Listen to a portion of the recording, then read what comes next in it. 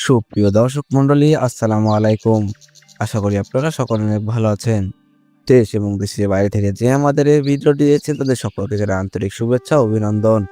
সুপ্রিয় দর্শক মন্ডলী, স্ক্রিনে আপনারা যেই মাছটি দেখতে পাচ্ছেন এটি হচ্ছে আইড় মাছের পোনা।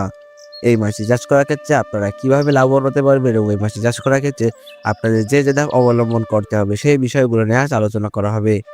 এই মাছটি চাষ করার ক্ষেত্রে আপনাদেরকে যে ধাপগুলো অবলম্বন করতে হবে তার মধ্যে প্রথমেই রয়েছে পুকুর প্রস্তুতি। পুকুর প্রস্তুতির জন্য আপনাদেরকে মাঝারি সাইজের পুকুর বেছে নিতে হবে।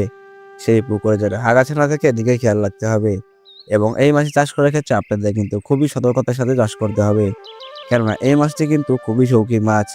এই মাছটি দেখতে যেমন সুন্দর, এই মাছটি খেতেও ঠিক তেমনি সুস্বাদু এবং আপনারা কিন্তু এই মাছটিকে বছর শেষে যখন মাছটিকে বাজারজাতকরণ করবেন তখন কিন্তু খুব ভালো পরিমাণে অর্থ আয় করতে পারবেন।